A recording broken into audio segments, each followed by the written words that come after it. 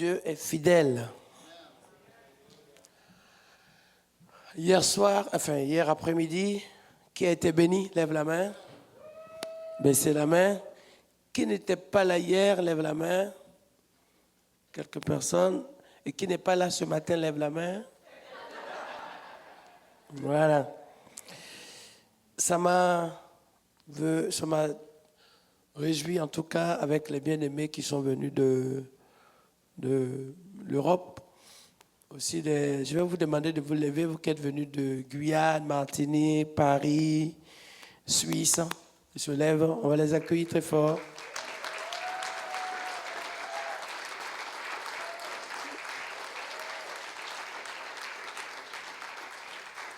Merci. Voilà, donc hier on a vu, il y a aussi des gens qui sont venus de Toronto, d'Ottawa, de Québec, Montréal, tout le tour.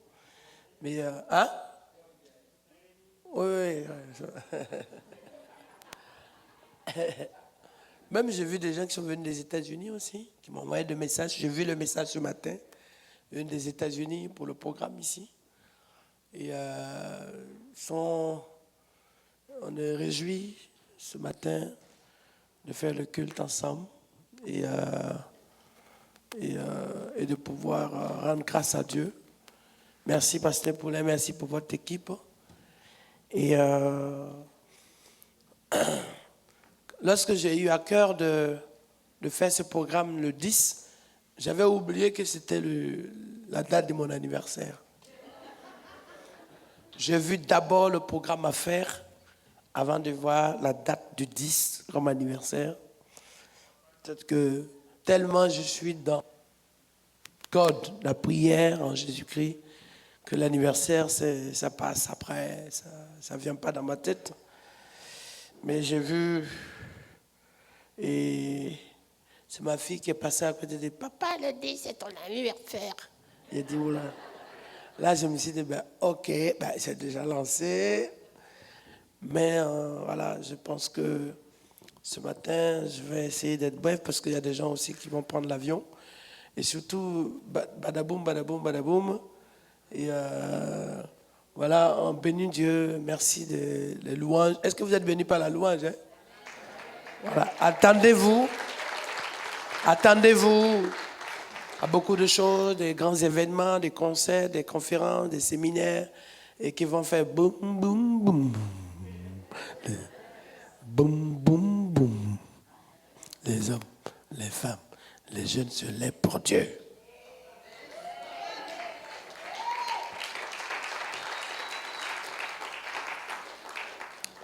Et on a 2 pasteurs de la FEDAM qui sont là aussi, qui sont venus de Ottawa. Donc, pasteur Kofi et Haïlé qui sont là, ils se lèvent, on les applaudit très fort. Voilà. Donc, on se réjouit pour tout ce que Dieu fait dans sa présence. Prenez vos Bibles, nous allons voir certaines choses ensemble.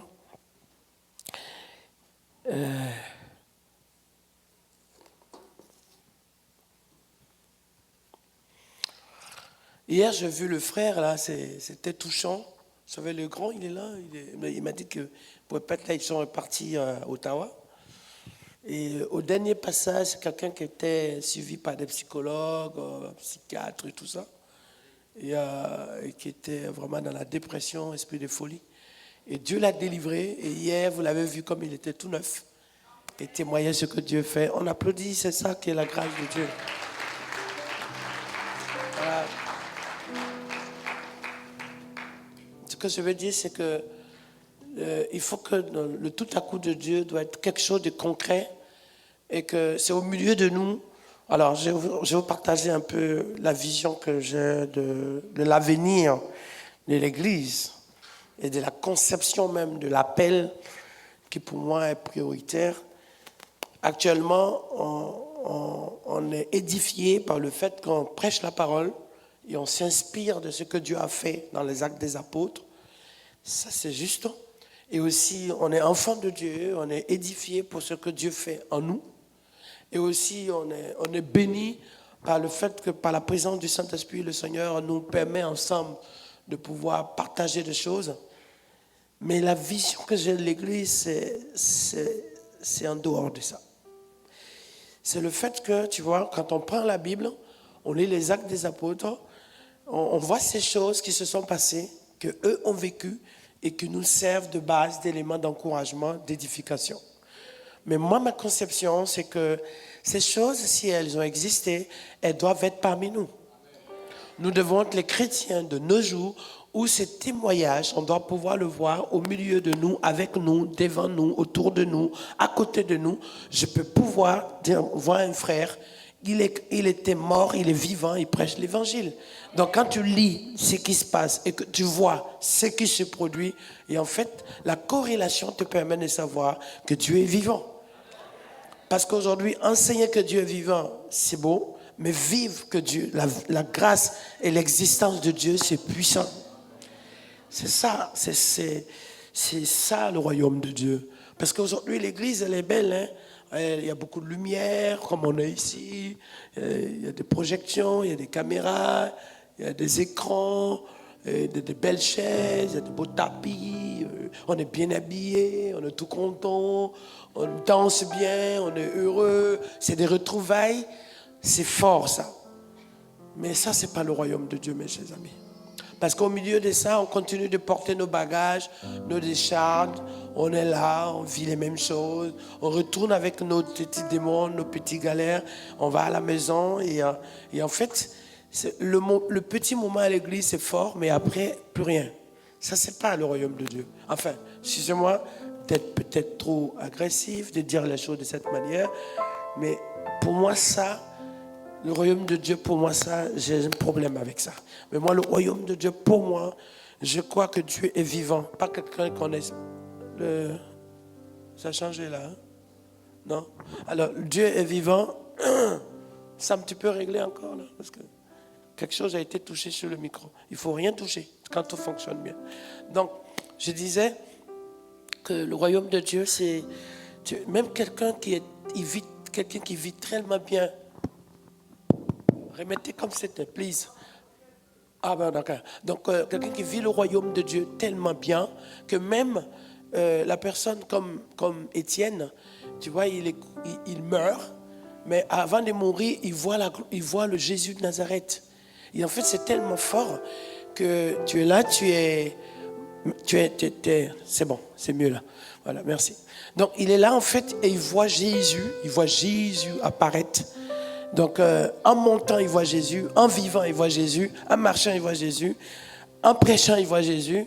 Et en fait, c'est ça. Il faut le royaume de Dieu dans cette dimension, le royaume de Dieu dans cette manifestation qui va nous amener à ce que les gens du monde vont quitter le monde pour venir à Christ. Pas parce que seulement ils sont touchés, mais parce qu'ils vivent la chose. Parce que sinon, notre foi, elle est temporaire. Elle va être là en fonction des moments. Si demain je ne suis pas bien avec quelqu'un, ma foi diminue. Si demain je suis à côté de quelqu'un qui me déçoit, je suis affaibli. Si demain quelqu'un me dit quelque chose qu'il ne respecte pas, ça m'affecte. Donc on va essayer d'avancer avec Dieu en fonction de la relation et l'environnement qu'on est. Or, on ne vit pas avec Dieu. Dieu n'est pas en nous pour notre environnement. Dieu est en nous pour nous amener dans son environnement. C'est ça, en fait, dans son environnement. Alors que quelqu'un qui est déçoive, c'est triste peut-être, mais il y a plus fort que ça. C'est que Dieu en toi est plus fort que la déception des hommes. Que tu sois attaqué, c'est plus fort que ça, mais l'attaque ne peut pas t'empêcher de vivre la promesse et la destinée de Dieu. Que tu sois persécuté, c'est difficile, mais tu sais que dans la persécution, tu es plus que vainqueur au nom de Jésus. Que tu sois éprouvé, c'est une chose, mais tu sais que dans l'épreuve, tu vas gagner et tu vas témoigner la gloire de Dieu. Tu sais que tu es dans ton corps, tu es malade, tu as un cancer, tu as peut-être un diabète, tu as plein de choses, mais c'est vrai, c'est un fait, c'est une réalité. Mais tu sais aussi que Dieu n'a pas posé la question pour savoir de quoi est mort Lazare. Il souffrait de quoi, tu ne sais pas. La seule chose, c'est que quand Dieu te dit sors de la tombe, que ce soit le cancer ou le diabète qui t'a fait tomber, tu sortiras vivant au nom de Jésus. C'est ça en fait. Donc on va plus rester sur ce qui peut nous captiver, ce qui peut nous faire du tort, ce qui peut nous diviser, le choix, les convictions différentes, la manière. Mais rester sur la capacité de Dieu. Et en introduction, quand Dieu te dit, ou Dieu parle, dans le livre de Jérémie chapitre 1, le verset 5, avant que tu sois formé dans le ventre de ta mère, je te connaissais, par définition, avant qu'il y ait tout ça, que les gens te voient et qu'ils te connaissent pour que tu vives des situations. Mais si celui qui te connaissait avant tout ça, et il sait pourquoi, et il sait qu'un jour, il dit, je t'établis prophète des nations, ça veut dire que le choix de Dieu sur toi n'est pas défini par ta naissance, ni tes relations, ou tes origines, ou ta capacité, ou ton intelligence, ou ta position professionnelle, ou ton titre à l'église, ou peut-être même ton actif, ou ton amitié. Mais Dieu, il est Dieu en tout, pour tout, avant, pendant, après. Il est hier, il est aujourd'hui, il est demain. Donc ça nous permet en fait de...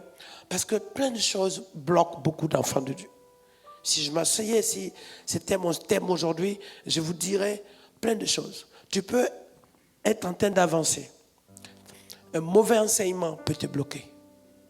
Tu peux être en train de grandir. Une influence à côté peut te déstabiliser. Tu peux être en train de recevoir.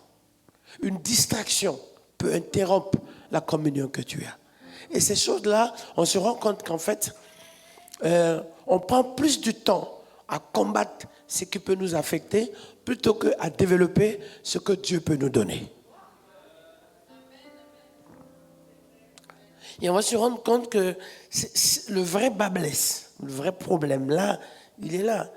On va se retrouver plus, et d'ailleurs c'est l'enseignement, quand on regarde bien l'enseignement, je vais vous dire une chose de choc, j'espère que les nouveaux convertis vont me pardonner, ou ceux qui sont en ligne, écoutez bien le message. C'est-à-dire qu'aujourd'hui on va se rendre compte que dans l'église, on va prendre du temps pour enseigner comment garder l'amour, comment vivre le pardon, plutôt que d'amener les gens à cette relation que Moïse, lui, va rencontrer Dieu dans les tablettes et reçoivent des choses qui n'existent nulle part. Pour pouvoir amener à ce que les enfants de Dieu soient ramenés à la direction de l'avenir pour Canaan. Ça veut dire qu'on va prendre tout le temps aussi à enseigner en disant comment être fortifié. Chrétien, priez pour avoir la force. Chrétien, priez pour être secouru. Chrétien, priez pour avoir l'assistance. Chrétien, priez pour être protégé. Mais en fait, à protéger à quoi? Protéger face à la méchanceté, aux difficultés, même à nos ennemis, au diable, aux circonstances, aux situations. Donc c'est vrai. C'est une réalité, il faut le faire. Mais pourquoi tu es persécuté? Pourquoi l'ennemi... On a l'exemple, quand Jésus sort du baptême, là où la colombe vient sur lui, et la voix de Dieu retentit, celui-ci est mon fils bien-aimé, la première manifestation, c'est que le diable va faire quoi? Il va être exposé à une situation dans le désert où le diable va lui dire « Hey !» Et quand tu regardes les 7 éléments qui vont te manifester là, il va avoir dans les 7 un compartiment de 3. Jette-toi par terre, il est dit qu'il enverra des anges pour te protéger. Et en même temps, il a faim, en même temps, il est fatigué, en même temps, il est éprouvé, en même temps, sa tête, en même temps, il est combattu. Et il se retrouve seul. Il n'y a ni Jean-Baptiste, il n'y a ni Joseph, ni Marie, ni le cousin, ni la cousine, mais la tante qui est Élisabeth. Tout ce monde n'en est pas là. Il n'y a même ni les Nathanaël, il n'y a même ni Siméon. Tout ce monde n'en était plus là. Il va se retrouver seul là dans ce combat-là. Mais pourquoi? Parce que tu vas te rendre compte que dans une action dimensionnelle de ta vie, quand Dieu commence à bâtir en toi la femme et l'homme de la situation dans le plan de ta vocation, systématiquement ce qui va se mettre au travers de toi, c'est tout ce qui peut te préoccuper pour que tu passes à côté de ta vocation. Pour que tu sois distrait et que tu ne restes pas sur la base du fait que l'Esprit de Dieu est descendu sur toi pour une dimension de l'œuvre. Pour que tu sois connecté aux choses du ciel, parce que ça s'appelle atmosphère du ciel. Pour que l'atmosphère du ciel qui est descendue sur toi par la manifestation même angélique, mieux encore par la colombe qui est manifestée sur toi, que tu ne reçoives pas, que tu ne sois pas connecté à l'essentiel de ces choses qui te donneront la victoire. Donc ça va être préoccupant. Donc tu vas passer tout ce temps. Dans les 40 jours, c'est pour ça qu'à un moment donné, ce qu'on appelle aujourd'hui carence, quand tu vas dans un endroit, quand tu as une maladie bizarre, on te met en quarantaine. Parce que c'est le moment où on essaie de voir, est-ce qu'il y a virus, est-ce qu'il y a propagation, est-ce qu'il y a peut-être une épidémie. Et en fait, dans ce temps des 40, il va y avoir cette phase-là dans laquelle Jésus va se retrouver, mais à une situation où la Bible dit que même il eut faim à la fin. À la sortie, il a faim. Les anges l'ont servi, mais il avait faim. Et il ressort quoi? Luc chapitre 4, la Bible dit quand Jésus sort, le verset 14, c'est la technique pour nous donner ce verset. À la sortie de là, on voit, waouh, revêtu, il a un manteau nouveau. C'est-à-dire qu'il n'a pas changé d'habit, mais le rendez-vous où il est passé, du baptême au passage du désert, et à la sortie du désert, son manteau a changé. Dis avec moi amen. Donc en fait, en réalité, lorsque le Saint-Esprit est venu sur lui, c'est pour lui donner l'éclat. Ça produit le don spirituel, les âmes spirituelles.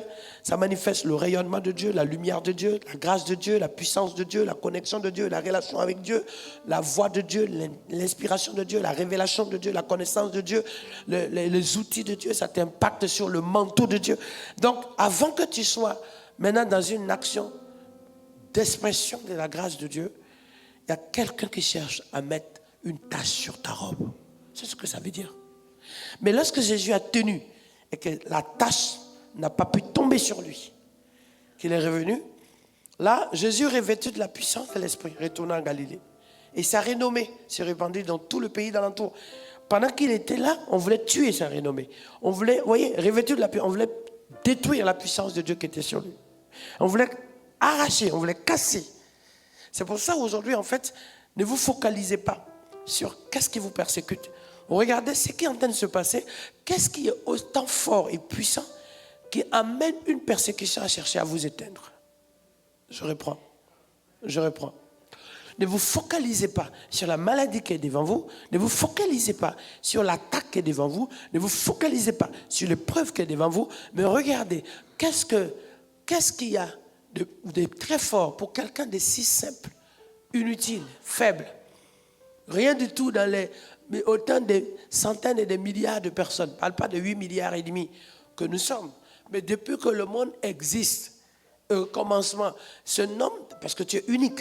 Et dans cette exception unique que tu es, qu'est-ce qui fait qu'aujourd'hui, les persécutions de Moïse, d'Abraham, de Josué, d'Ézéchiel, d'Ésaïe, d'Élie, d'Élisée, se manifestent à ton tour sur toi?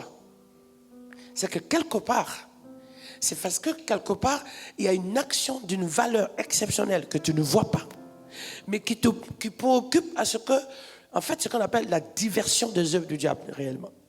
La diversion, c'est de te mettre dans l'angoisse. La diversion, c'est de te mettre dans la préoccupation. La diversion, c'est de te faire oublier l'identité de Christ en toi. La manifestation de la destinée, la promesse de Dieu sur ta vie. De telle enseigne que, occupé à ça, tu fais quoi? Tu baisses les bras. Tu dors mal. Tu es triste. Mais lorsque tu sais, même quand on t'annonce la nouvelle la plus pire, tu dis, Seigneur, je te rends grâce. Je te rends grâce parce que une chose, c'est simple. Ce que j'ai entendu, si ça doit me détruire, ça me détruira. Mais ce que j'ai entendu, si toi tu dois te glorifier, tu vas te glorifier. Mais dans toutes ces choses, je suis plus que vainqueur en Jésus-Christ. Faites la prière des amis de Daniel. Et il dit, si nous devons périr, que nous périssons. La seule chose que nous savons, c'est que notre Dieu est capable de nous sortir de là. Mais auquel cas, pas de problème. C'est ça en fait. À un moment donné, c'est d'accepter en disant, ce qui se passe, je n'accepte pas que la chose m'arrive. J'accepte que dans ce que je vis, ce qui se passe, que Dieu soit glorifié. Ça va changer la vision des choses. Ça va changer. Tu ne vas même plus voir celui qui est à côté de toi comme un ennemi. Tu vas le voir comme, aujourd'hui peut-être combattant, sceptique, peut-être même méfiant, mais Dieu va le confondre par l'action que Dieu va opérer avec toi. Et il est mieux placé, étant aujourd'hui sceptique, peut-être même difficile avec toi, pour témoigner la grandeur de Dieu quand ses yeux, ils voient en toi l'opération de Dieu. C'est le premier vrai témoin. D'autres vont témoigner parce qu'ils ont entendu, mais lui, il va témoigner parce qu'il voit, il vit avec toi. Il constate ce que Dieu fait. Donc ne vous focalisez pas. Regardez pas qu'est-ce qui est grave, qu'est-ce qui est difficile, qu'est-ce qui se passe, pourquoi et comment. Mais Seigneur, je te bénis parce que je sais que tu ne m'as jamais abandonné. Je te bénis, Seigneur, parce que tu es mon Dieu, tu es mon roi, tu es mon créateur. Je te bénis, Seigneur, parce que je sais que, Père, je sais, mais je ne sais pas suffisamment. Je sais que toi, tu sais toutes choses. Je sais que tu es au contrôle de tout. Je ne sais pas ce qui se passe, mais je sais que toi, tu es au contrôle de tout. Le savoir que j'ai n'est pas sur ce que je fais. Parce que si je veux avoir connaissance de tout ce qui se passe dans ma vie, je vais tomber dans l'esprit cartésien de l'incrédulité. Parce que je ne sais pas comment ça se passe au Québec. Mais nous, en France, ok, on aime comprendre et on aime connaître tout. Il n'y a pas quelque chose qu'on puisse dire qu'on ne connaît pas. Ou du moins ce qu'on ne comprend pas. Il faut qu'on comprenne. Donc ça veut dire que l'interprétation des choses, c'est pour ça qu'on peut tomber dans l'incrédulité facilement. Pourquoi? Parce que si quelque chose n'est pas dans les normes, dans la logique, on ne comprend pas et du coup, on le rejette et on ne l'accepte pas. C'est comme ça que ça se passe. Et si on veut tout comprendre pourquoi ça se passe, comment ça se passe, comme il y a des choses qu'on ne comprend pas, du coup, on se ferme, du coup, on a peur, du coup, on se méfie et du coup, on juge. Mais je vais même vous dire quelque chose qui risque de vous choquer.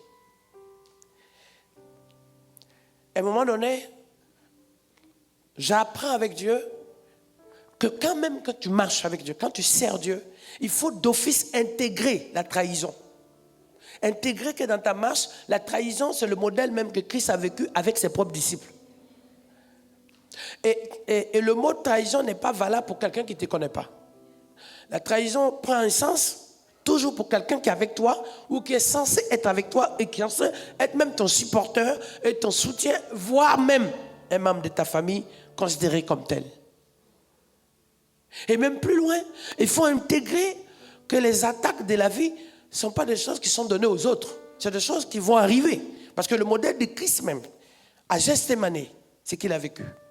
Il a fait face avec quoi? Avec la mort. La crucifixion qui venait. Et il va faire cette prière. Père, si tu pouvais m'éloigner de moi, éloigner de moi cette épreuve qui arrive.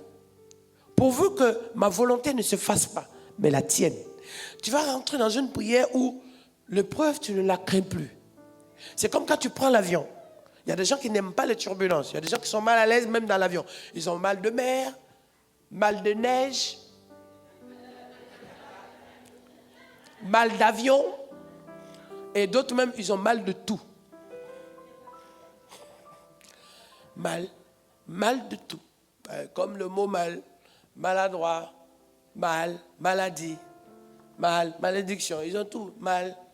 Tout est mal, mal, M-A-L. Mais dans le sens que tout ce qui fait peur, ce qui crée les émotions, ce qui est bizarre. Ok. Mais, allons plus loin.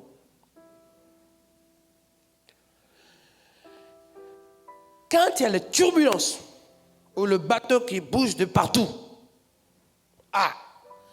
mais sache que, justement, c'est parce que vous volez, c'est parce que vous êtes dans l'avion, c'est parce que vous êtes sur l'eau, que l'eau, vous partez quelque part, que les vagues qui créent le mouvement. Une eau où il n'y a pas de vagues, on va nulle part. Mais c'est les vagues. Il faut que je développe ce thème-là avec vous. J'avais commencé quelques fois. Les vagues de l'esprit. Pour aller à l'autre bord, tu vas passer par les vagues. Et les vagues, elles peuvent donner l'impression de te faire noyer. Mais on a besoin de vagues pour se déplacer. On a besoin du vent qui par moments peut souffler trop fort pour aller de lieux, pour aller à certains endroits. Le Saint-Esprit peut souffler fort. Mais en soufflant fort, il y a des gens, quand ils arrivent au bord de l'eau et qu'il y a un peu trop de vent, ils ont l'impression qu'ils vont se noyer dedans, ils vont tomber dans l'eau. Mais tout ça, c'est la peur. C'est le mal de mer. Mal de... Peur de... Mais, plus loin encore, je sais que nous devons passer à l'autre bord. Je sais que tu ne peux pas aller à Canaan si tu ne traverses pas la mer Rouge. Tu ne peux pas aller à Canaan si tu ne traverses pas le désert qui t'attend. Mais les déserts qui t'attendent, il y en a 24 déserts. Définis par plusieurs morceaux de formes, d'endroits. D'autres, de déserts sur des montagnes, de déserts plateaux, de déserts avec des touffes d'herbe, de déserts avec du cactus, de déserts où il y a des serpents, de déserts carrément au bord de l'eau. Vous pensez qu'il y a où il y a l'eau, il y a toujours de la verdure. Non. Dans certains endroits, comme la mer Morte ou ailleurs, en Afrique ou ailleurs, même plus, là où il y a de l'eau, il y a du désert qui va jusqu'à l'eau. Donc ces déserts-là, tu vas le traverser. Il y a les traversants. Mais en fait, ces déserts ne sont pas de problème. C'est ton parcours qui passe par là. On n'a pas encore compris. Ces déserts ne sont pas là pour te faire des problèmes. C'est ton parcours qui passe par ces déserts. Tu aurais dû passer ailleurs, tu peux même passer ailleurs. Tu peux contourner, tu peux prendre un autre chemin plus long. Oui, tu peux prendre un autre chemin plus long. Mais c'est ton parcours. Ton parcours doit t'emmener à passer par ce désert-là. Par définition, c'est simple. Si ton parcours doit t'emmener à passer par là, soit dans ce parcours, le désert est ton arrêt, ou ce désert est quand même le passage pour que tu atteignes l'autre bord ou tu atteignes Canaan. Et après, tu vas avoir affaire à ce qu'on appelle certaines dominations. Il y en a 7. Les Ébusiens, les Cananéens, les Ézyens, tout ce monde-là s'attend devant. Mais Dieu va les combattre pour toi, mais toi, ton parcours, c'est le désert. Mais le désert, tu ne vas jamais combattre un désert pour toi. Le désert est ton passage. Mais dans chaque désert, sache que le composant d'un désert, c'est la chaleur, le sable, c'est pas fini, le froid, les tempêtes, le vent, mais aussi la famine, le manque d'eau. Donc quand tu sais que tu passes dans le désert, tu dois te préparer suffisamment. Dans le chemin que tu vas apprendre, tu vas passer, tu dois dégager beaucoup d'énergie, utiliser beaucoup d'énergie pendant le passage du désert. Mais quand tu arrives à Canaan, tu ne fais plus d'énergie. Ce que tu as dépensé, c'est là que tu dois récupérer tout. Mais ne cherche pas à récupérer dans le désert. Cherche à te charger dans le désert. Cherche à avoir la force dans le désert. Cherche à avoir l'endurance dans le désert. Cherche à avoir la persévérance dans le désert. Cherche à avoir du courage. Et sois là et aussi encourage ceux qui sont là. Parce que dans un désert, c'est un endroit hostile. Ne te mets pas en tête, oui, on est dans le désert. Tu passes dans le désert et tu veux avoir des amis, vous rigolez, vous mangez ensemble. Vous vous trompez. Ça ne va pas durer. Hein. Cette amitié dans le désert, il ne va pas durer. Tout le monde veut faire la fête. Les gens sont contents. On danse ensemble. Mais tout ça, mes chers amis, peut-être que, je ne sais pas, tu te fais des films et des illusions. Mais dans un désert, même si tu es avec 1000, 10 000, 100 000 personnes, ou le meilleur prophète, ou peut-être même avec les anges, dans le désert, tu vas te retrouver à des moments seul. Et être seul n'est pas le fait qu'on t'a abandonné. Être seul n'est pas le fait déjà que les gens sont méchants. Être seul dans le désert est un passage que Jésus même donne l'exemple et le modèle. Ça peut t'amener dans un moment où tu perds ton mari, tu perds ta maman, tu perds ta soeur, tu perds ta femme, tu perds machin, tu perds tes amis, tu te retrouves seul. Ou carrément même tu es là, mais ce passage, toi seul, doit se faire même dans la chambre, tu as perdu personne, mais Dieu veut que tu te retrouves avec lui et lui seul. Et c'est en ce temps-là qu'il va parler dans ton cœur, briser ton cœur, nettoyer ton cœur, remplir ta vie pour te donner des choses où, à Cana, tu auras besoin de son accomplissement.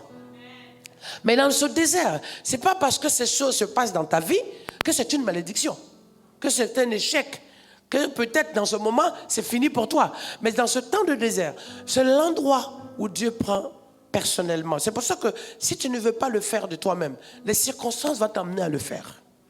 Si tu veux jouer à cache-cache, ou un peu des amitiés, machin, ce n'est pas tout le temps. C'est à des moments précis de ta vie. Regarde très bien. Depuis que tu es en Christ, depuis que dans ta vie, depuis que tu marches, depuis que tu avances avec Dieu, quels sont ces moments où Dieu te voulait dans ta chambre? Quel est le moment où Dieu te voulait tout seul, peut-être dans la douche? Peut-être tu n'as pas de chambre tout seul parce qu'il y a tout le monde. Mais quel est le moment où Dieu a besoin de toi, que tu ailles même marcher dans le quartier et il te parle, il a un rendez-vous avec toi? Quel est le moment où Dieu tu as besoin de toi à genoux devant sa face? Quel est le moment où il n'y a pas d'attache avec quelqu'un, où tu es avec lui et lui seul et toi? Quel est le moment dans ta vie où Dieu est en train de t'interpeller, toi, sans que tu aies le support ou la force d'un pasteur ou la force de l'église? Tu es dans l'église, mais Dieu est en train de remplir. Dieu est en train de, comme il dit à Habakkuk, regarde, je suis en train de graver, je suis en train d'inclure. Parfois, les gens pensent parler la même chose que toi, mais ils ne savent pas ce que Dieu est en train de bâtir en toi. Ils ne savent pas ce que Dieu est en train de cultiver en toi. Ils ne savent pas ce que Dieu est en train de construire. Dieu est en train de bâtir en toi un monument, un instrument, une femme de prière, d'intercession. Vous ne pouvez pas imaginer ce qu'Anne a vécu. Anne avait tout, un mari qui l'aime. Anne avait tout. Elle pouvait même se contenter de ce qui se passe avec la femme qui était dans la maison, avec les enfants. Mais dans ça, elle avait tout. Mais lorsqu'elle marchait, elle savait qu'en elle, il y avait un enfant qui était différent des enfants qui étaient là. Elle n'avait pas d'enfant, mais ce qu'elle devait, elle devait enfanter, cultiver en elle quelque chose dont l'enfantement, c'était l'exception que Dieu allait opérer, qui va jouer dans la généalogie plus tard de Jésus-Christ lui-même. C'est ça, mes chers amis. Ça veut dire que ce que Dieu est en train de faire, Dieu est en train de faire quelque chose, Dieu est en train de bâtir quelque chose, Dieu est en train de créer quelque chose, Dieu est en train de construire quelque chose, Dieu est en train d'instaurer quelque chose, Dieu est en train de donner quelque chose. Et ce que Dieu est en train de faire dans ta vie, ce sont des clés. Mais ne te mets pas l'idée que les clés dont on parle, c'est des choses que tu emmènes, tu ouvres une voiture, une maison. Non, quand on parle des clés sont les moyens qui t'ouvrent les portes. Clés sont des moyens qui te donnent de l'accès. Quand on parle des clés, quand tu commences à rentrer dans la dimension de la révélation des clés, clés dans l'alliance avec Dieu, clés dans la présence avec Dieu, clés dans l'intimité avec Dieu, clés dans l'amour avec Dieu, clés dans le pardon avec Dieu, clés dans l'onction avec Dieu, clé dans l'autorité avec Dieu, clé dans la puissance avec Dieu, clé dans l'adoration avec Dieu, clé dans le royaume de Dieu, l'accès, la clé du royaume, clé dans l'intercession, clé dans la mission que Dieu te donne, clé pour te lever pour les autres, clé pour travailler pour la gloire de Dieu, clé pour briser la malédiction qui était sur ta vie. Parfois, c'est comme des cadenas qui sont sur toi et ça va de génération en génération. Maintenant, tu te lèves comme Daniel, tu as la clé pour que maintenant tu déverrouilles ce qui avait été bloqué depuis des années. Clé pour que tu sois l'instrument que Dieu a besoin pour ta génération. Clé pour que tu aies le langage du royaume de Dieu. Clé pour que tu sois la source intarissable, l'abondance de ce que Dieu veut faire couler. Clé pour que Dieu te montre alors à partir de ce moment-là. Il dit alors, Dieu là, ta bouche sera ma bouche. Tes yeux vont regarder. Regarde, pas tes yeux de chair, mais je veux te donner dans ton regard la vision du royaume, la connaissance, la compréhension, l'interprétation, le message. Je vais te donner la qualification, je vais te donner l'approbation, je vais te donner le regard, je vais te donner ma main, mon toucher, ma bénédiction. Et clé. Et tu vas voir cette clé-là. Quand tu arrives là où les gens ont peur, quand tu passes, ça donne de l'assurance. La clé va être matière, synonyme, sujet, capital d'interprétation et de révélation de connaissances et de stockage que Dieu manifeste pour que ceux qui sont toujours angoissés, attaqués, ceux qui sont perturbés, oh my God, lorsque les gens te voient, ils voient Dieu en toi. Tu deviens génération de ta bénédiction pour ta génération. Tu deviens aujourd'hui le David d'aujourd'hui. On parle de David qui a combattu Goliath, mais c'était le Goliath du globe. À l'époque, ce n'est pas le Goliath seulement qui était en Israël, mais lorsque Goliath était actif, qu'il écrasait, ça tuait tous ceux qui étaient enfants de Dieu. Ça tuait tous ceux qui avaient l'espérance. Ça tuait tous ceux qui étaient maladroits. Ça tuait tous ceux qui étaient en souffrance. Mais l'heure de Dieu est arrivée. Le Goliath, il est là, il est spirituel. Le Goliath du Canada, c'est le même Goliath qui est actif en France. Le Goliath qui est aujourd'hui en Suisse, c'est le même Goliath qui écrase les gens aux États-Unis. Le Goliath qui est en train de faire du mal en Afrique, c'est le même Goliath qui fait du tort en Asie. Alors quand Dieu te lève comme un instrument clé pour l'action de Dieu pour contre le Goliath, c'est un Goliath géant, mes chers amis. Sauf qu'aujourd'hui, il n'y a pas Paul pour prendre la position, c'est toi. Il n'y a pas David pour prendre la position, c'est toi. Il n'y a pas Anne pour parler, c'est toi. Il n'y a pas Esther pour que le peuple de Dieu soit sauvé, c'est toi. Il n'y a pas Jérémie pour se lever parce qu'il avait peur, c'est toi. Chers amis, c'est toi que Dieu a besoin. Mets-en-toi. Alors là, tu vas vivre quelque chose. La clé n'est pas quelque chose que tu tiens en main. La clé même va jusqu'à être dans ta prière. Quand tu pries, ça décode les choses. Quand tu pries, ça lève des choses. Quand tu pries, ça dégage des choses. Quand tu adores, ça dégage des choses. Quand tu chantes, ça libère des choses. Quand tu intercèdes, ça révèle le royaume de Dieu. Il dit kondi koroko sokori konde bawandi bison. Imama mama gondi. Iori kondon don don don don don don don don don don. Iraka imama mbamba. Iranganda katikara kosonde ke. Alléluia. Alléluia. Alléluia. Alléluia. Clé du trésor des nations, clé de la délivrance des peuples, clé du salut des âmes, clé de la paix dans le monde, clé de la révélation du royaume dans le monde, clé de la grâce sur le peuple. Il dit Kausariko Mayon di Byzance. Oh, Alléluia. Sorian di Bizoy. Orakasakaria.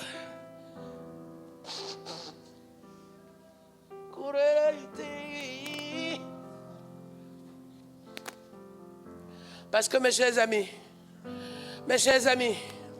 on a besoin de clés. Pourquoi? On a besoin de clés parce que beaucoup de portes sont fermées. On a besoin de clés parce que les portes de l'amour est fermée. On a besoin de clés parce que le clé du pardon est fermé. On a besoin de clés parce que les portes du cœur, le cœur s'endurcit. Tu parles à ton enfant, tu parles à ton voisin, tu parles à ton frère. Tu as la chose, tu n'as pas les mots. À un moment donné, on a l'impression que dire les bons mots résout des problèmes. Mais l'époque dans laquelle nous sommes, mes chers amis, les mots, on va les chercher avec les IA. Les textes, on va les trouver avec de l'intelligence artificielle. Alors, toutes ces choses ne serviront plus rien. Non, il faut les clés pour que le cœur soit débloqué, pour que les pensées soient débloquées, pour que l'incrédulité tombe. Il faut des clés qui ne sont pas des mots, mais qui est une action de Dieu seulement. Tu sais, lorsque tu fais une surprise à quelqu'un, qu'est-ce qui se passe? La personne ne s'entend pas. Elle ne s'attend pas à quelque chose. Et tu es là, peut-être ça fait 6 mois que tu ne l'as pas vu. Il est peut-être en mission, l'armée ou d'autres choses. Ou peut-être que tu avais une banque dans ton compte, c'était rouge, c'était complètement terrible, tu avais été interdit bancaire. Et là, quand tu arrives, on sort, on te dit, ta dette est effacée. Et en fait, le choc te fait pleurer. Pourquoi? Parce que tu t'attends tellement à ce que tu as l'habitude de vivre. Arrivé là, l'information, le message, l'écrit que tu reçois dit que tu n'as plus de tel problème. Ça, ou le voir ou le vivre avec les huissiers et les problèmes sont des angoisses. Mais voir ce message qui dit, on a annulé ta dette. On a annulé ton problème. Ou maintenant, regarde, la personne que tu n'attendais pas est arrivée pour toi. Ou regarde maintenant, ce que tu attendais comme la maison est arrivé. Ou regarde maintenant, ton mariage a été confirmé. Regarde maintenant, ton passeport qui était bloqué, débloqué. Regarde maintenant, tes finances sont maintenant. Mais cette information, dans l'information, il y a un message. Mais dans le message, il y a une solution. Et dans la solution, il y a quelque chose, il y a un changement qui t'attend dans ta vie. Et dans le changement, il y a une liberté que tu reçois. Et dans la liberté, waouh, il y a un joug qui tombe. Il y a une charge qui tombe. Ce que vous ne savez pas, dans le royaume de Dieu, il y a une clé. La clé de la bonne nouvelle. Quand Jésus dit, après dans le livre de Luc chapitre 4, juste après, il prend la Bible, il ouvre le message. Il dit, l'Esprit du Seigneur est sur moi. L'Éternel m'a oint. L'Esprit du Seigneur est sur moi, car l'Éternel m'a oint pour apporter une bonne nouvelle. Ras-le-bol parce que le monde manque de bonnes nouvelles. Le monde souffre tellement, on est tellement habitué. À 90%, on est plus aujourd'hui habitué à tout ce qui est mauvaise nouvelle. Et on est même en train de se dire, alors qu'est-ce qu'il y a de grave encore aujourd'hui? Qu'est-ce qui se passe en Russie? Qu'est-ce qu'aujourd'hui on a? Quel est le problème du Canada? Qu'est-ce qui s'est passé? On est tellement habitué à attendre les informations les plus négatives. Tellement on est exposé. On est aujourd'hui prédisposé à ce qui est plus grave, qui nous nuit, qui fait peur, qui peut nous bloquer, qui peut nous déstabiliser, qui peut nous fermer les portes, qui peut venir un matin, on te dit, vous n'avez plus accès au compte. En France, tu te lèves le matin, il peut y avoir une décision qui dit, les retraités, on leur enlève 100 € par an, on augmente les impôts, ou un matin, le salaire, les primes de retraite ne rentrent plus en fin du mois, mais ce serait du 5, maintenant le 10 du mois, ça décale leur loyer, ça les angoisse. En fait, chaque jour, aujourd'hui, on est conditionné. L'information qu'on veut n'est pas l'information des bonnes nouvelles. Les bonnes nouvelles passent en pointillé. Et même aujourd'hui, les pièges même aussi s'y mêlent à ça.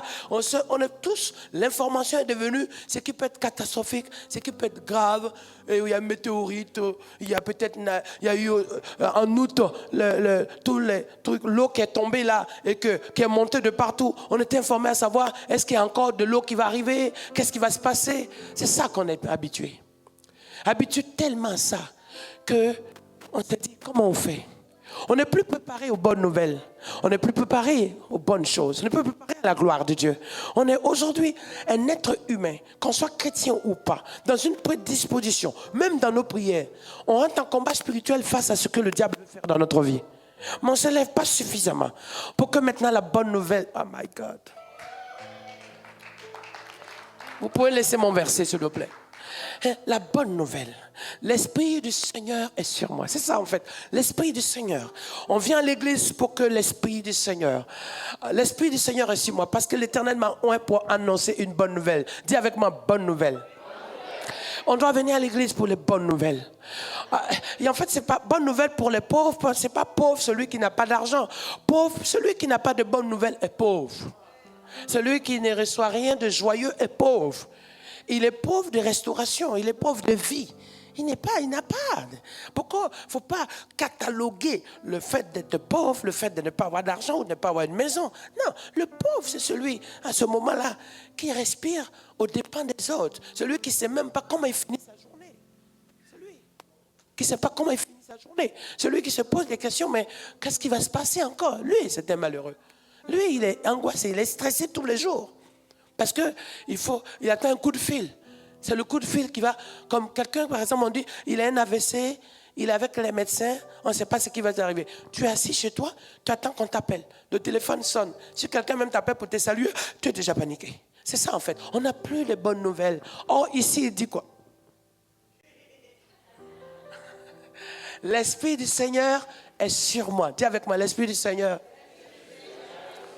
Pourquoi? Parce que il m'a oint pour annoncer une bonne nouvelle. L'église doit être dans le quartier comme une bonne nouvelle. Les hommes de Dieu doivent être comme des bonnes nouvelles. Les enfants de Dieu doivent être là pour la bonne nouvelle. Mais ils ont la clé. La clé pour pouvoir se lever pour que la bonne nouvelle soit accomplie. Ils ont les ressources et la direction de Dieu pour être ces instruments de bonnes nouvelles. Si tu le crois, tu dis Amen avec moi. Touche quelqu'un, dis-lui, le temps et la saison de la bonne nouvelle.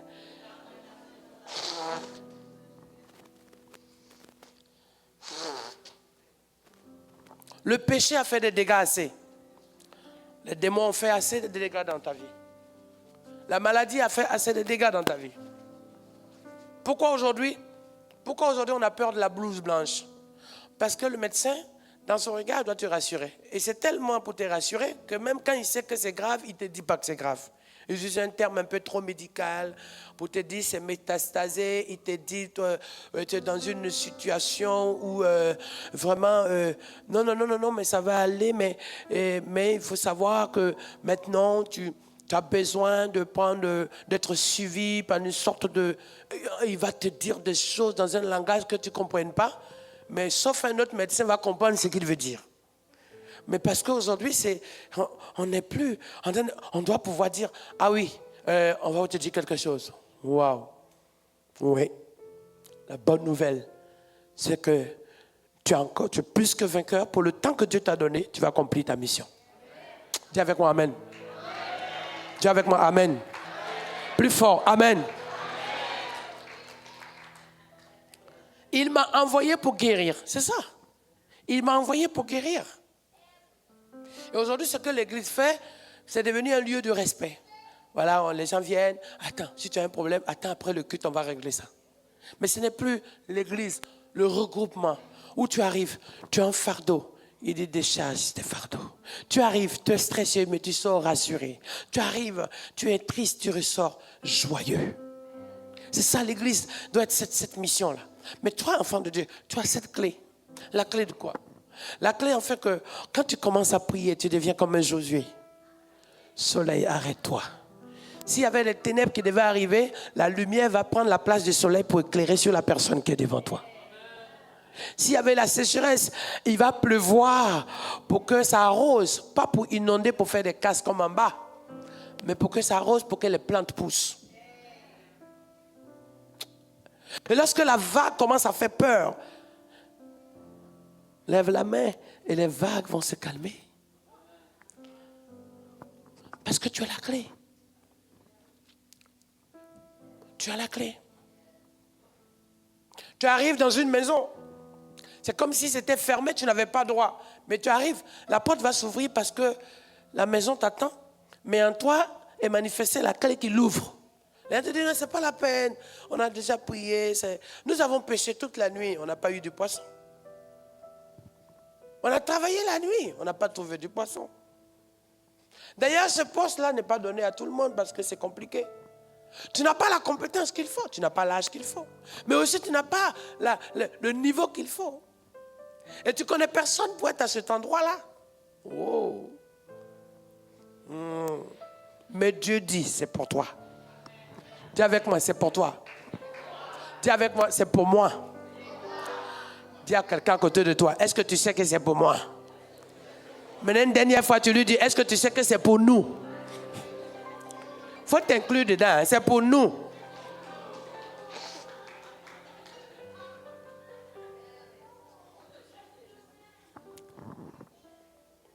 Mais tu es en train de... Écoutez, c'était l'introduction de mon message. Je n'ai pas encore commencé mon message. Mon message même là, je l'ai mis de côté. Je me suis levé, le Seigneur m'a mis à cœur, parle à mes enfants. Donc je vous parle avant de commencer mon message. D'habitude, je prêche avec ma tablette. Je suis arrivé et j'ai pris une Bible à la librairie. Pardonnez-moi, hein, je vous ai piqué une Bible. La voilà. Et j'ai ouvert, j'ai dit, je veux parler avec vous.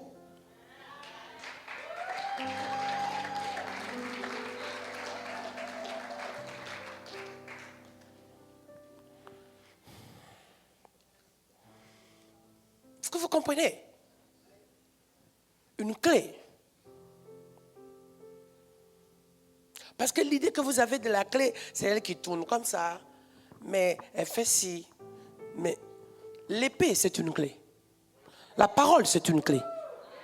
Vous ne savez pas. Regardez aujourd'hui. Nous, on est dans une résidence qui nous a coûté très cher d'ailleurs. Mais avant, on pensait avoir une clé. Quand je suis arrivé, j'appelle ma femme, j'ai dit, mais c'est pas possible. Je rentre comment? Elle m'a dit, tu n'as pas vu sur ton téléphone? Il est comment? Elle dit, regarde bien là, il y a tous les codes dessus. Ben c'est vrai, quand je tape le code, ça s'ouvre. Mais il ne faut pas non plus dire à haute voix, eh ben, les codes d'accès chez moi, c'est 14 90 23. 14 90 23. Tu viens de jeter la clé dehors. Et celui qui est à côté, il pique la clé. Mais c'est ça. Et la clé, ça devient maintenant ton œil, tes empreintes. C'est ça la clé. La clé, ce n'est pas quelque chose que tu détiens, c'est quelque chose qui te donne accès. Et maintenant, nous devons accéder.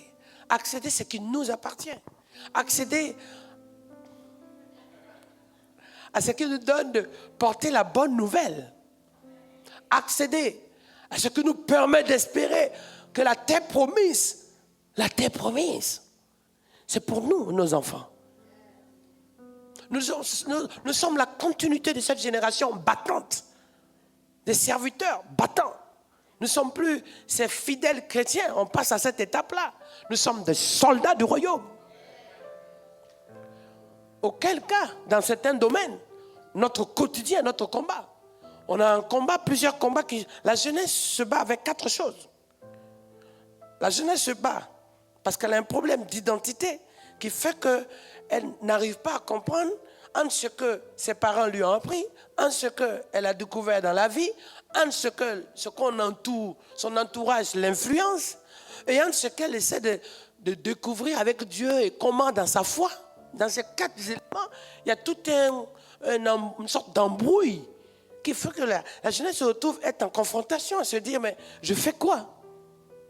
Parce qu'il y a ce que tu as appris, il y a ce que tu as découvert, il y a ce qu'on est en train de te faire savoir dans l'entourage, et il y a ce qu'il faut que tu recherches à comprendre avec Dieu toi-même. Et c'est un combat qui passe par quoi? Tous les extrêmes que vous pouvez entendre. N'en voulez pas à quelqu'un aujourd'hui qui est dans un environnement. Quand il est mal entouré, ce que les autres vivent, il va vouloir peut-être goûter ou peut-être voir est-ce que c'est tolérable, est-ce que c'est faisable et pourquoi ils le font. Mais demandez à ce qu'ils aient les clés. Les clés qui leur donnent d'être dans l'accès de la vie de David, de Jérémie, consacré à Dieu. Tu vas voir que ce n'est pas ce qui se passe autour qui va l'influencer. Mais c'est ce que Dieu produit au fond. Aïe, aïe, aïe. L'espoir en Dieu. La génération en réveil. La vocation de Dieu.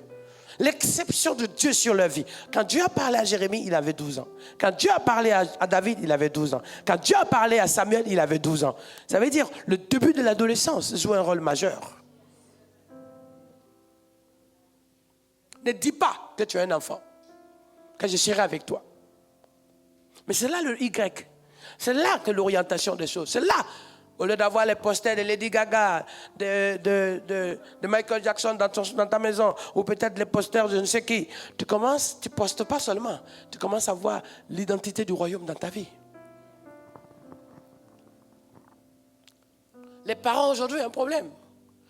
Parce que ils ont tellement investi, ils ont tellement travaillé, qu'ils se disent, ils ont besoin maintenant de se reposer. Mais ils voient encore qu'ils sont plus stressés. Stressés parce qu'il y a un enfant, un petit enfant, où ils se retrouvent à un moment donné, où leur état physique ou moral se retrouve être en faiblesse. Et c'est une situation, sans oublier que le monde a changé. C'est-à-dire que là où ils ont commencé, et là où ils sont actuellement, il y a tellement eu de changements qu'eux-mêmes, ils ne se retrouvent pas. Ils sont déjà en difficulté. En lutte, en combat. Donc, ils ont besoin de traverser des choses avec l'aide de Dieu. Et aujourd'hui, nous, les hommes de Dieu, on a aussi un problème. Pourquoi? Parce qu'on ne se laisse pas suffisamment façonner par le Saint-Esprit. Parce qu'on veut mettre en avant notre expérience. On veut dire, oui, j'ai déjà vu ça. Or, chaque jour qu'on se lève, on doit être prêt à ce que Dieu fasse des choses dans notre vie. Chaque semaine, on doit s'attendre à ce que Dieu imprègne notre vie. Chaque mois, on doit s'attendre à ce que Dieu manifeste sa grâce dans notre vie. Chaque année, comme mon anniversaire, je dois m'attendre à ce qu'il y ait un plus d'un élément dans ma vie.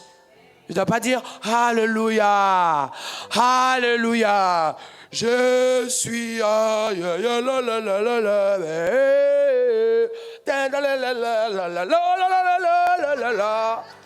Non, chaque jour, chaque semaine, chaque mois, chaque siècle, chaque époque, chaque saison, chaque génération, je dois m'attendre à l'action de Dieu, au rendez-vous de Dieu qui bouleverse ma vie.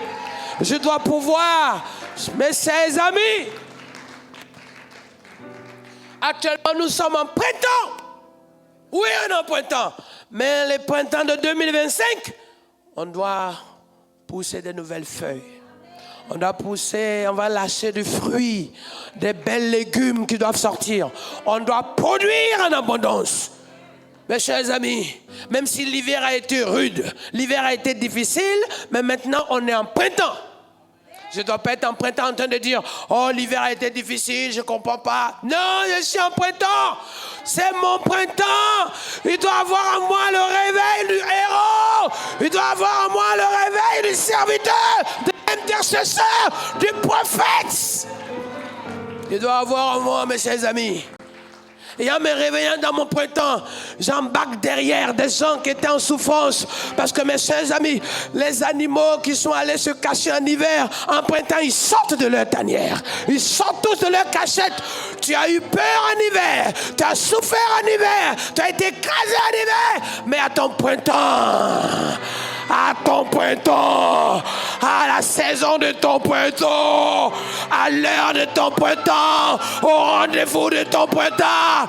Même si tu étais mort, Lazare sort du tombeau. Acclame-le, pousse des cris de joie.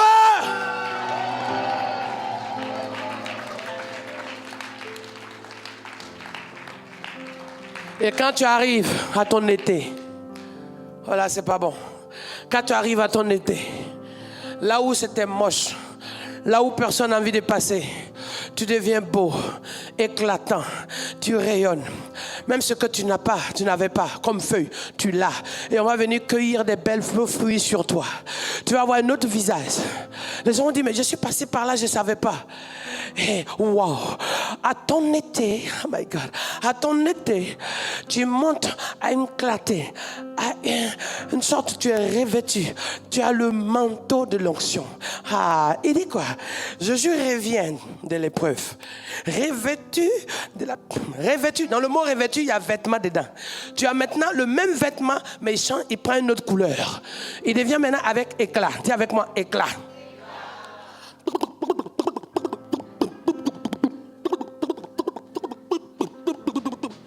Je termine en 5 minutes. Peut-être je vais... Parce que je n'ai même pas encore commencé.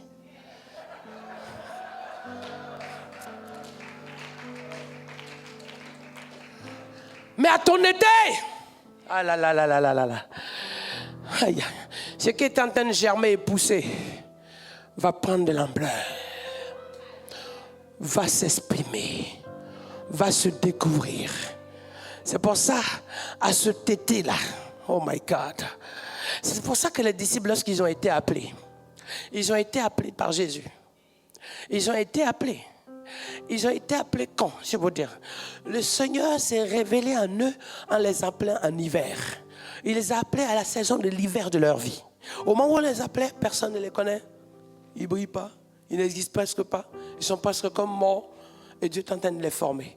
Quand ils sont arrivés à leur printemps, mes chers amis, pourquoi? À leur printemps qu'ils sont arrivés. C'est dans le printemps que Jésus est mort, et dans le printemps que Jésus est ressuscité. Je n'entends pas. Je n'entends pas. Je n'entends pas. Je n'entends pas. Je n'entends pas.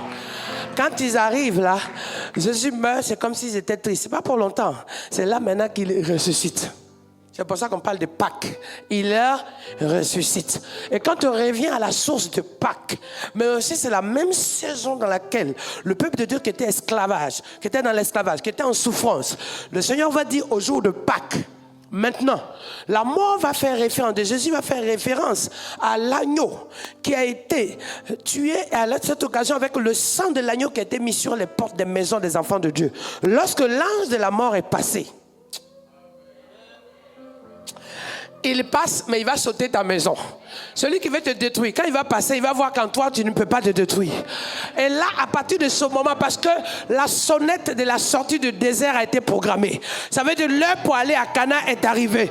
L'ange de la mort frappe les premiers fils, tous ceux qui sont là en avant, tous de l'Égypte, mais les enfants de Dieu, l'ange de la mort est obligé de sauter leur maison. Parce que la programmation et la résurrection, l'opération, l'action de Dieu, le surnaturel, l'action, l'impactation de Dieu a commencé, ça a déclenché, ça, le processus se déroule. Et à partir de ce moment-là, tu passes à ton été. Alors, quand tu rentres dans son été, les serpents te piquent, mais tu ne t'occupes pas du serpent, tu regardes le serpent derrière. Ton regard sur Jésus élimine le venin. Ta foi sur Jésus élimine le poison. Ta vie sur Jésus détruit le blocage. Si tu crois, tu dis encore Amen.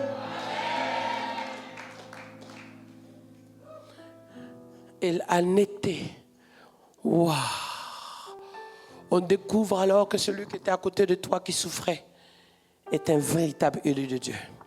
On découvre que celui qui n'avait pas de valeur que tu as méprisé, Dieu l'avait qualifié. La Bible dit, ce qui n'est point monté dans le cœur de l'homme, ce que l'œil n'a jamais vu, ce que l'oreille n'a jamais entendu parler, vous allez le voir, vous allez le vivre. Qui est prêt à vivre ça? Qui est prêt à vivre ça?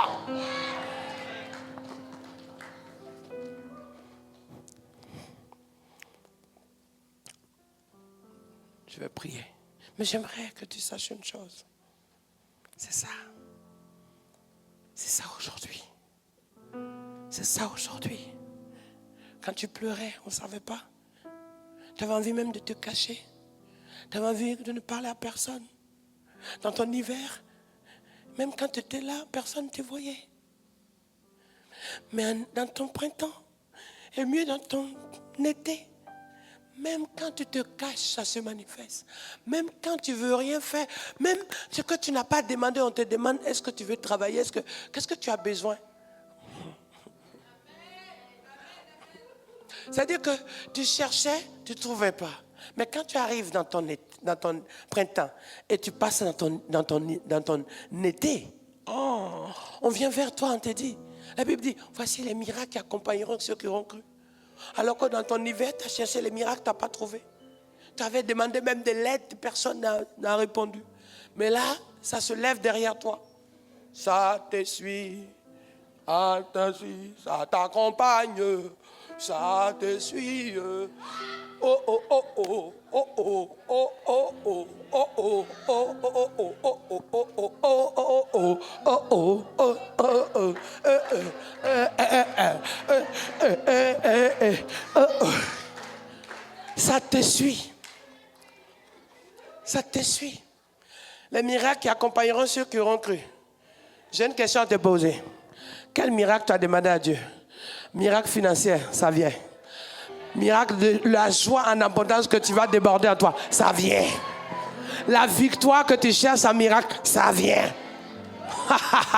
Le prophétique qui doit sortir de ta bouche, ça vient.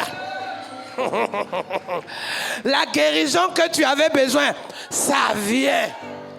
Parce que ça crée un choc dans ton métabolisme, met en ordre tous tes enzymes et tout ton système immunitaire qui passe par tous tes organes vitaux qui sont secoués dans tous les sens parce que l'ordre a été donné un message dans ton système que ton cerveau puisse comprendre que maintenant, ce n'est pas son heure de s'éteindre.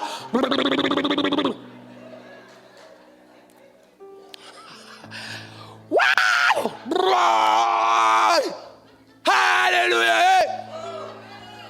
Et là, à partir de ce moment, les lions qui étaient prêts à manger Daniel, quand ils arrivent, ils disent, oh! Le cancer qui voulait te tuer, dit, oh! On ne peut pas te manger. Parce que quand je te regarde, moi je suis un lion du Canada, mais quand je regarde, en toi il y a le lion de la tribu de Juda. Et il y a lion et il y a lion. Les lions de la rue, les lions de la forêt, c'est une chose. Mais le lion de la tribu de Juda, Rai, hey, Manga Takaria. Quand tu dis alléluia, lui il attend un grognement plus grand que le lion de la forêt, plus grand que le lion de la montagne, plus grand que le lion des États-Unis, plus grand que le lion de l'Afrique. Raka Sakariandakai. Aïe. Alors ils se regardent entre eux et ils vont se dire, pourquoi ils nous ont jeté un tel homme au milieu de nous? Quand on le regarde, on ne voit pas un homme. Quand on regarde, on ne voit pas un gibier. Quand on regarde, on ne voit pas la proie. Quand on voit, on ne voit pas manger. On voit quelqu'un en qui il y a une action supérieure. On voit le pouvoir de Dieu que Dieu donne. On voit le pouvoir de Dieu donner. On voit l'autorité de Dieu en toi qui manifeste.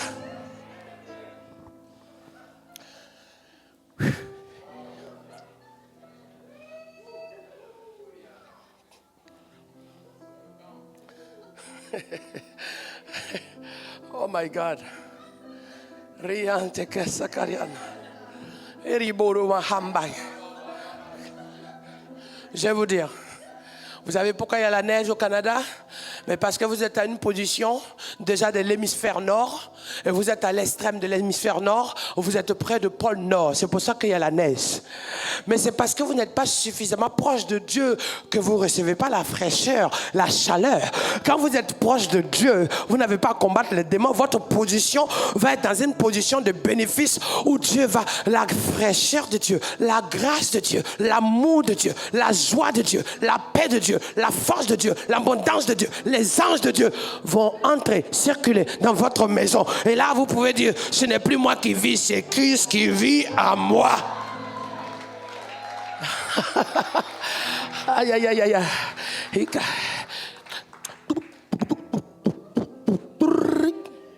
Ici, vous êtes là. Ah, il fait chaud, il y a du soleil, il fait beau. Mais nous, en Afrique, le soleil, c'est tout un...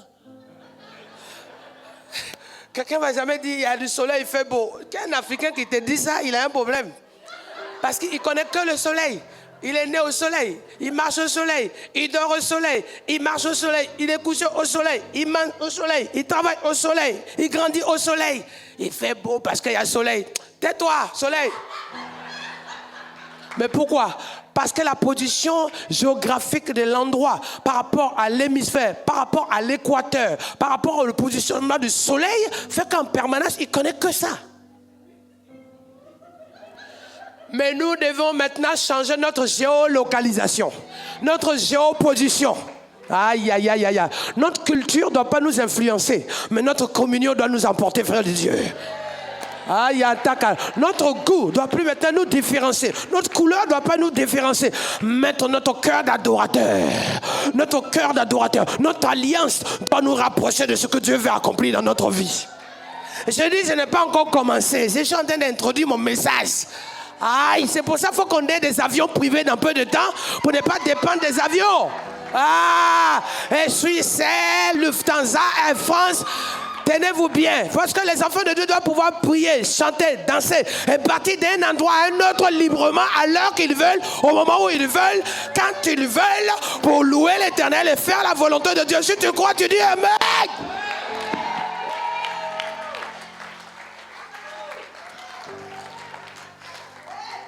Hey!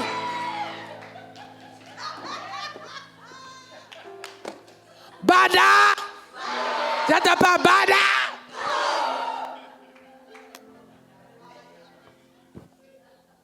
Pourquoi?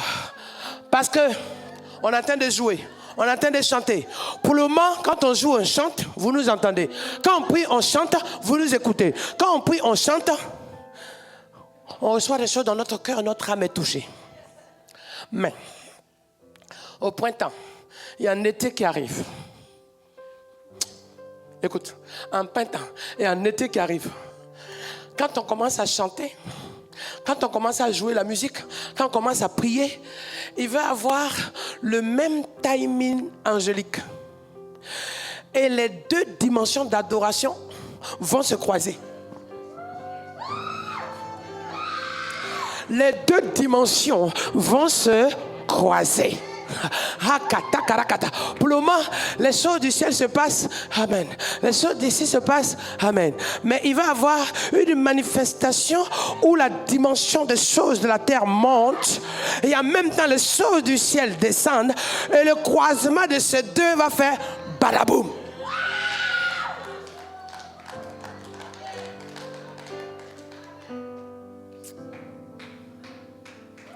Là, pendant que tu es en train de chanter, ton corps ramasse la guérison. Pendant que tu es en train d'adorer, ton âme est délivrance. Pendant que tu es en train de prier, ton esprit est libéré. Ça veut dire quoi? Ça veut dire qu'on va ramener l'église à l'initiale. À l'époque, il n'y avait pas d'hôpitaux. À l'époque, il n'y avait pas de centres médicaux. À l'époque, c'est auprès des églises, dans le temple, dans la synagogue, dans la maison de l'Éternel que les malades étaient emmenés. Au point que la Bible dit qu'ils ont même percé le toit pour mettre un paralytique. Oh rakata karakan. Oh korondondo. Oh rogombombo. Ça veut dire. Aïe. Oh. Rayanda kasokorian. Ça veut dire. Tu as de l'eau. Mais quand tu lances cette eau entre les mains de l'Éternel, ça devient du vin. Ça veut dire, tu as 5 poissons. Quand tu le confies au Seigneur, j'ai dit, quand sur la terre, tu as 5, mais que tu lances dans le ciel, quand ça descend, c'est 5000 personnes qui mangent. Ça veut dire que tu as 2 poissons. Quand tu prends tes 2 petits poissons, my God, 2 petits poissons, que tu lances 2 petits poissons auprès du Seigneur, c'est qui va retomber.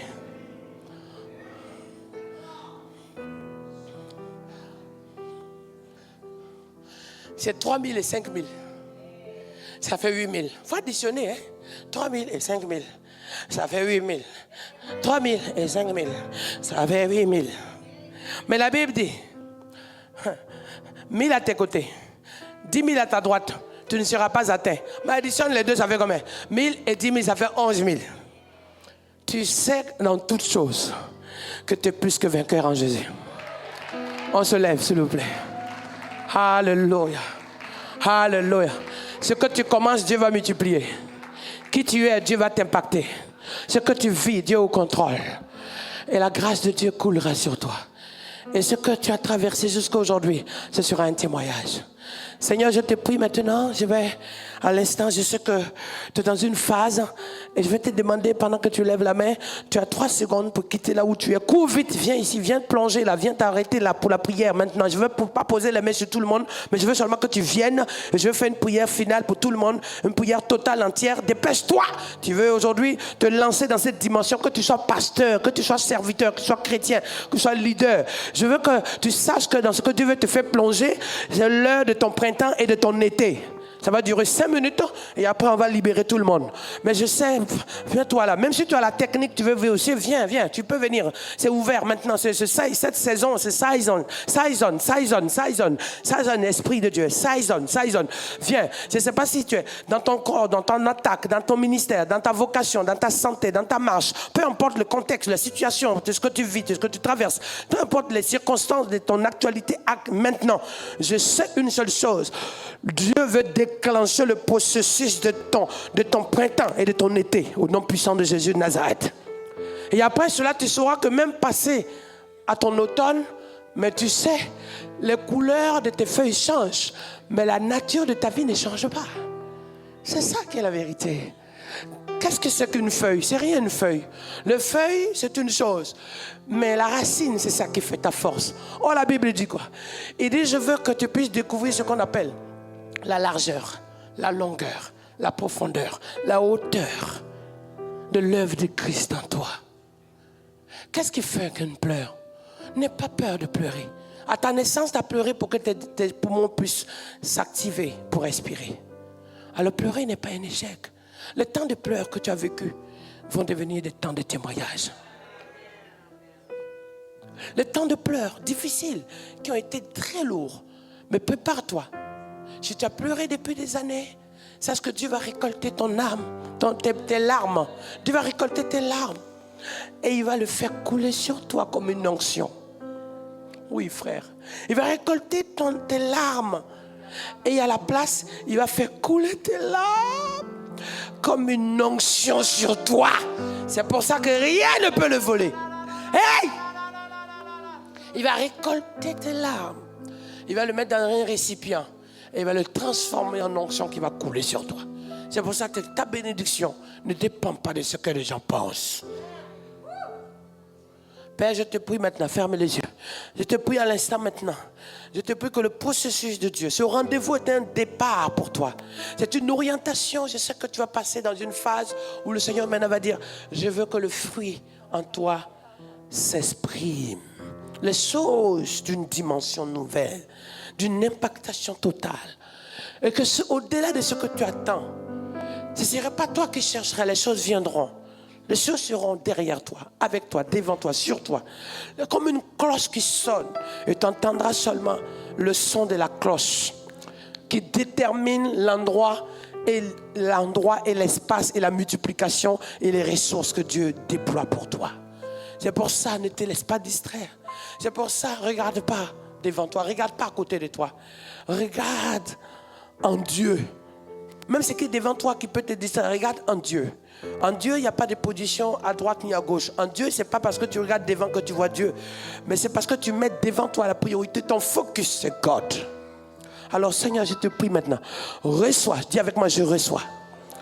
J'ai fait cette prière et je demande à Dieu pour moi-même aussi, ma femme, ma fille, tous, même mes beaux-parents, tout le monde, mes parents, ma famille. Je demande, même mes collègues, mes équipes. Je demande que ce instant soit pour nous tous quelque chose. Tous les enfants spirituels, tous les collaborateurs. Je prie que le Seigneur puisse agir dans vos vies. Vous savez, c'est fort. Tu peux vivre dans ce monde pour que ça profite aux autres et pas à toi. Mais tu dois vivre aujourd'hui pour que ça glorifie le Seigneur. Et tout le reste que Dieu veut faire avec toi, qu'il le fasse. Peu importe de quelle manière, que sa volonté soit faite. Que son nom soit loué. Que sa grâce soit manifestée.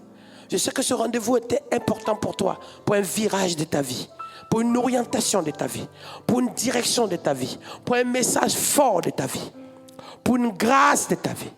Dans le nom de Jésus, reçois maintenant. Et ce que l'ennemi avait prévu, ta mort, ta condamnation, ta crucifixion, je l'annule par la puissance du Saint-Esprit. On avait prévu maintenant ta destruction, je l'annule par la puissance du Saint-Esprit. Que tout effet d'action charnelle, monde, soit annulé. Et que l'intervention, la manifestation du royaume de Dieu soit ton partage. Et que tu reçoives au-delà de tes attentes. Et que Dieu te surprenne dans ce que tu vis. Que Dieu te surprenne dans ce que tu combats. Que en toutes choses maintenant, la faveur divine de Dieu révèle en toi que ce n'est plus ton combat, c'est le combat de l'Éternel. Dis avec moi, Seigneur, oui, j'accepte. Mais voici, Seigneur, fais de moi ce que tu veux, Seigneur. Sous ton regard, dans ta direction, selon ta grâce, Seigneur. Au nom de Jésus. Que ton atmosphère du ciel vienne sur ma vie. Que les choses du royaume soient la priorité de ma vie. Et en cela, Seigneur, j'arriverai. Je reçois ma grâce, mon miracle, ma guérison, ma délivrance, ton toucher, tes promesses, dans le nom de Jésus, dans le Saint-Esprit, pour la gloire de Dieu, au nom de Jésus, au nom de Jésus, au nom de Jésus.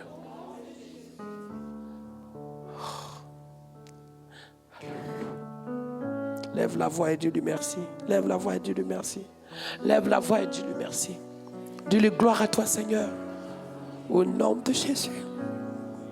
Je prie que maladie, cancer, douleur, diabète, tension, AVC, Alzheimer, oubli, mémoire, attaque, toutes ces choses, démons, toutes ces choses qui s'acharnent sur ta vie soient annulées. Que ces œuvres soient vaincues. Et que tu restes debout pour le royaume. Et que Dieu impacte ta vie pour la gloire de son nom. Recevez. Et que tout le monde dit Amen 3 fois. Amen, Amen, Amen. Plus fort, 3 fois encore. Amen. Et que la guérison de Dieu soit sur toi, frère. Que la protection de Dieu pour son miracle soit dans ta vie. Et que tu reçoives son toucher pour la gloire de Dieu. Amen. Veuillez vous asseoir. On acclame Jésus. Plus fort.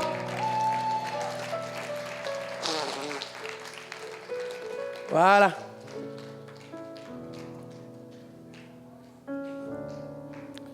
Ouais. Aïe, aïe, aïe, aïe, aïe, aïe, aïe.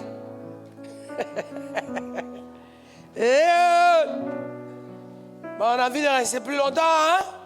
Bon, on est obligé d'arrêter. Est-ce que vous êtes content de ce culte?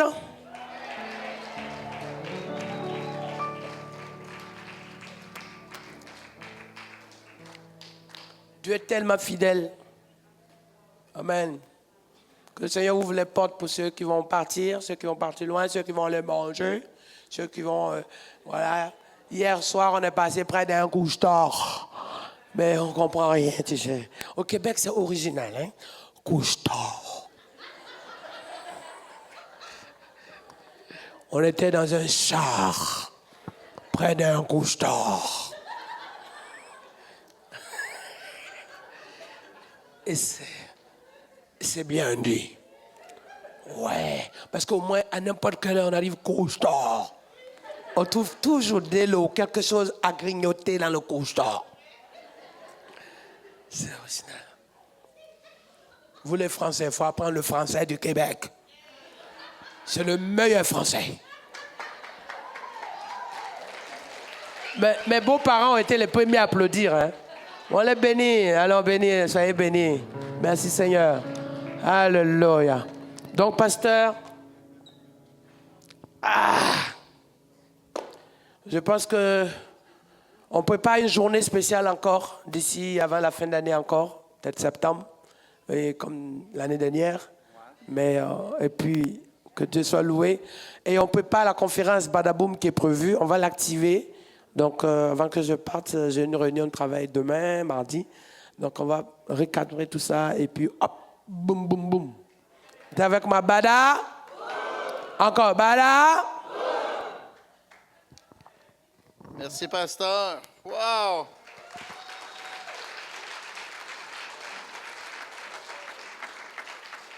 Merci d'être venu. Oui. Le jeune là. Le jeune là. Le derrière. Laker? Laker. Lakers. Amen. On t'aime pareil, là, avec ce T-shirt-là. Là. C'est pour toi, ça. Ah bon.